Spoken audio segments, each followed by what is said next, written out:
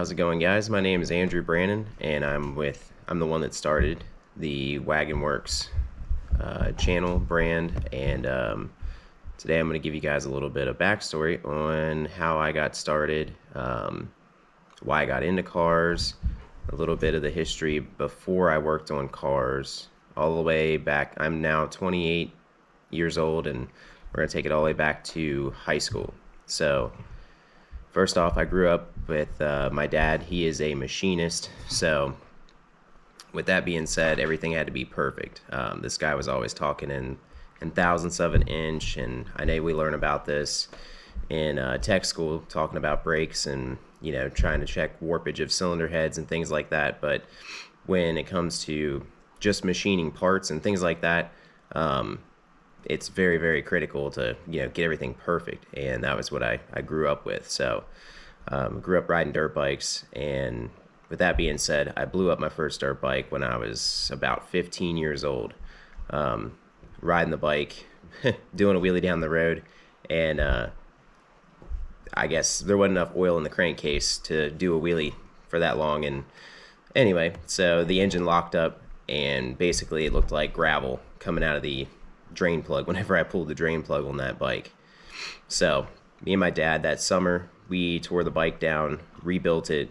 I was still able to ride it for the rest of that summer, and then it wasn't much longer after that I blew it up again, and ended up selling the bike when I got a little bit older. I think I was like 17 or 18 when I ended up selling that bike. But yeah, so anyway, in my junior year of high school, I took automotive tech class. And anyway, so I took automotive tech class in high school. It was a good class. I had a really good teacher. He taught us as much as he could. It was very hard. You think about having 15 high school boys just running around in a shop, having tools and cars, and being able to, I don't know, kind of do what we wanted.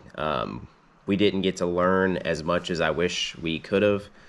These automotive tech classes that they have in high schools they're great. They can teach you a lot, but you have to want to learn in order to get anything out of the class. And most kids that age, unless they have a very strict structure, they're not going to learn a whole lot. So it was a good class. The teacher was very good, and that was kind of my intro into cars more than anything. And that winter we got to go and, I guess, shadow a technician at a repair shop. And funny enough,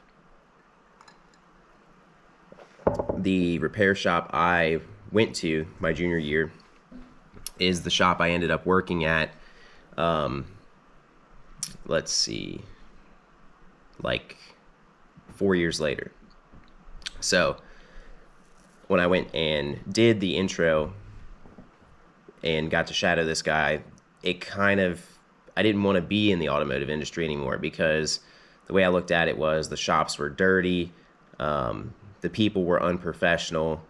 I remember a guy got out of a car and he was too big to get out of the car, so basically the door smacked the side of the car lift. I'm like, if it was me and I'm a customer, like, I don't want somebody hitting my door on the side of a car lift. So this unprofessionalism basically made me not want to be in the automotive industry anymore. So after high school, I stopped taking the automotive class, and I was going to a local community college where basically you took 3 years of classes at the community college, and the bigger university would allow you to transfer into their pharmacy program as long as you met all the prerequisites, had the right grades. So I was like, all right, I'm gonna go be a pharmacist, because I can sit behind a desk or a counter all day, count pills, make a decent living. It's a very regimented, like, you got to do this, this, and this in order to get there, make these grades, and you can get into this class and become a pharmacist and have a good career. And all my friends were like, oh yeah, that's a good idea. If you like cars, open a shop later on in your life. And I was like, all right. So I started going to community college, and before I went to community college, since it's kind of a commute, I needed a car. So I went and bought this Volkswagen Jetta. It was a 2003 Mark IV 2.0 liter, 2 point slow, 5 speed Jetta. And I really did. I love the car. I always liked German cars. There was a guy, one of my friends, lived down the road from my grandparents' house where I grew up, and had a BMW, and that was like his first like car. I think it was his first car he ever drove to high school. So I always rode with him to school, and we were always goofing off and having a great time in that car. Went to Hyperfest. Hyperfest, they used to have it at Summit Point Raceway, which is pretty close to us. So we had some great times going there, bombing back roads on the way to and from Hyperfest. And that's kind of the stuff that made me fall in love with cars, was Hyperfest, and my buddy down the road having always had some kind of toy for us to bomb around and play with. So I get this Jetta, and it is an older Volkswagen with everything that entails. From it left me stranded at a gas station. I had to push it across a four-way intersection because it just shut off on me. So I started to learn how to work on cars by owning this car, because I had to. I couldn't afford to pay someone to work on it, so I had to learn how to do it myself. Through this whole process, I found The Humble Mechanic on YouTube. And this dude was, to me, I was like, wow, there are people out there that are working on cars that are happy and have a good life and are, can support their family, still have a hobby, and do something fun. So that kind of reintroduced me back into the car world. Last semester of college, at the community college, I had to decide whether I was going to continue on, transfer into pharmacy school, or finish the last semester with my credits to get my associate's degree, and that was what I did. I was signed up to go to a Universal, or UTI, up in Exton, Pennsylvania. And with that being said, about a month before I went up there, I decided I was going to, try and find a shop that would maybe just do an internship with me instead of paying. I think it was close to $40,000 or $50,000 if you do their standard automotive 51-week program plus Ford Fax 10-week was like around. It was around $40,000 or $50,000 in 2016. So I was like, wow, that's a lot of money. I'm really glad I didn't do it, because I would have came out of school making the same amount of money I made as an intern with $50,000 worth of debt, and that really sucked. So I didn't do that. I ended up getting an internship at a local GMC and Buick dealership. That was a place I had initially done my, my introductory thing in the class I took in high school. So I ended up talking to these guys, both of them old school mechanics. Between the two of these guys, they had like 80 years of experience, between the shop foreman and the guy that was training me. The guy that was training me was more the old school dude, the old school like mechanic. He knew the mechanical side of these vehicles. The shop foreman was still an older fella, but was more technically inclined. I worked with those guys for about 2 years, and it was great. There were some tough times, but I learned a lot. I learned everything I needed to know working with them within the 2 years. I learned the technical side of things, which I also had bought a automotive textbook that I think it's one of the same ones they were using at UTI at the time. And during my lunch break, every time I had a free moment, I would go and just read the textbook, trying to get the technical knowledge, because I was getting all the hands-on experience at the dealership, but I wanted the technical knowledge because I knew from the beginning, I always figured that if I could learn how to do the electrical side of things, how to diagnose the car, I could at least figure out what was wrong with it, and from there I could fix it. So about after 2 years of working there, I wasn't getting put on the line. I really wanted to be flat rate for some crazy reason. I wanted to jump in the water. So after leaving there, I went to a Honda dealership. through a friend of a friend. Um, Ended up getting a job there, and I was making $14.50 an hour flat rate at 19, 20. No, I was 21. 19, yeah, I think I was 21 at the time. I just turned 21 roughly. So I was doing okay. I always, hit my 40 hours, but some days I was working 6 days a week to hit my 40, which, as I got older, I learned that's just unacceptable. So I was working 6 days a week for about 6 months, just trying to learn, thinking about my career. And I was like, well, I always wanted to work at a BMW dealer ever since I was in high school. And we had somebody come in from the closest BMW dealer, and talk to us and tell us about the cars, the culture, the dealership, and things like that. And I was like, I always loved German cars. So I ended up being able to go work at the BMW dealership that I always wanted to work at for $20 an hour, and it was an hour and a half to 2 hour drive in each direction. So wasn't making any more money, but I was getting experience. Experience is priceless, and sometimes we have to take pay cuts, or we have to do things that we don't want to do in order to get that experience.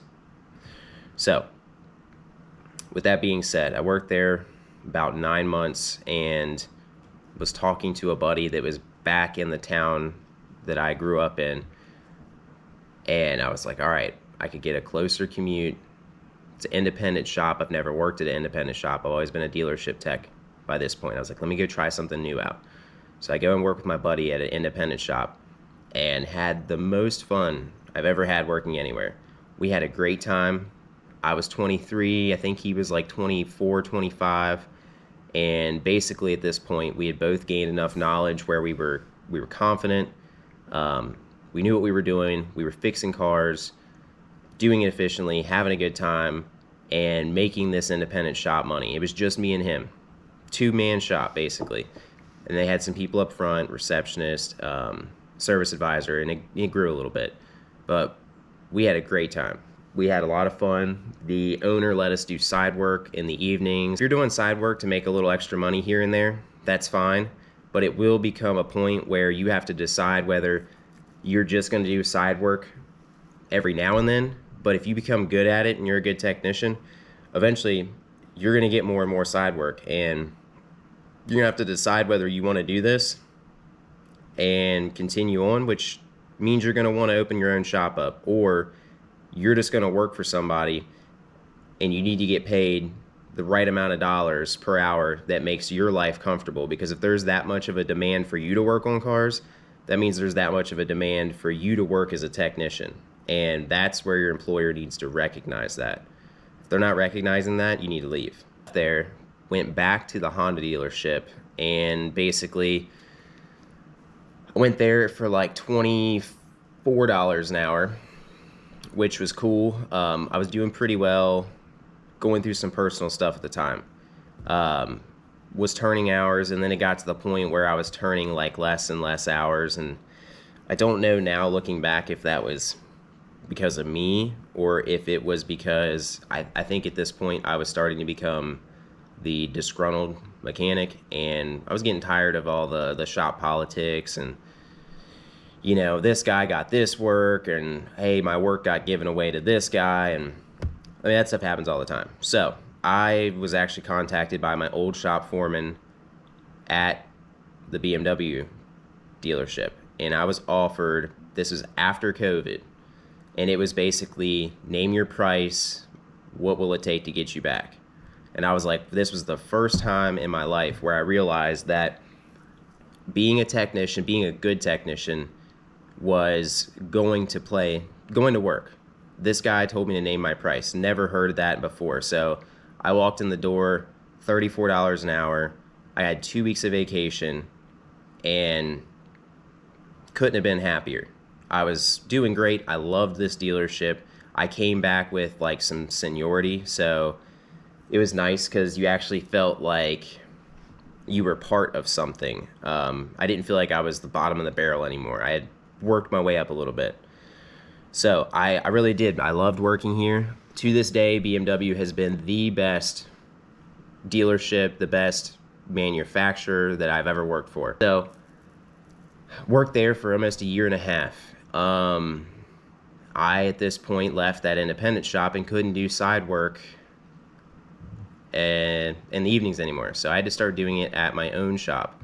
I did have a little shop that I started working in, and I was working on the ground initially. Then I bought a mid-rise lift, which I used that for a while. And as I'm working at BMW, I was doing mobile service too on the side. So I was doing mobile mechanic stuff on the side. And BMW was talking about getting this mobile service van. So I was like, great, I'm the perfect candidate for this. I'll do your mobile service. I talked to him. I wanted to do it. That was a disaster.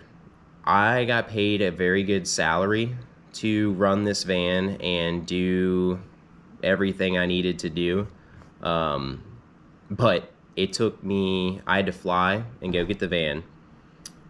After I got the van, I got to Ohio and went to pick the van up and asked the place that had the van where the tags were for the van. They said, what tags? I had to drive a van from Columbus, Ohio to Northern Virginia with no tags. And I don't know. I called my manager at the time. He said, yeah, whatever, try and make it back. We'll pay for your tickets if you get into trouble. I was like, okay. Didn't have any trouble. Did make it back, but it was a little sketchy. So I ran the mobile service van for probably 4 to 6 months roughly. I left there because I was this independent shop that was a little more local to where I lived. Basically, I mean, they were singing and dancing all the right songs. They said all the right words, said all the right things. I liked what they had to say when I initially had been, presented with the job. And they give you those warm and fuzzies of a small town, mom and pop repair shop. And I think that deep down, they do want to provide this service. I'm only going to speak from a technician standpoint on this. I won't give you my views on anything else. But as a technician, it was the worst place I have ever worked, hands down. There was so much drama and lying and manipulation. I couldn't take it. This was the place that really put my head in a bad place because I didn't think that a small independent shop would do this kind of thing. So, long story short, I left there, and ever since then, I've been doing my own thing. So now I'm starting up this YouTube channel. Going to try and grow this and show you guys some of the knowledge I have, tips and tricks, common problems with vehicles, and even if you want to start your own thing, do a little side work, there's tax benefits from having your own business, your own LLC. Buying all your tools, honestly, if you're a young technician buying tools, you should open an LLC like straight out the gate, because the LLC is going to allow you to like write off tools and other expenses in your life that you can't working as a W-2 employee. You're still going to get a W-2, but you can expense more things out in your life because they are for your business. These are the things they don't teach you in school. So I learned it. Took me from the age of 19 until I was 27 to learn this. So anyway, that's kind of my backstory. I can elaborate and go on more stories. Of course, if you guys like this kind of content, let me know. Like and subscribe to the channel, please, and hope you all have a good day. Thanks for tuning in.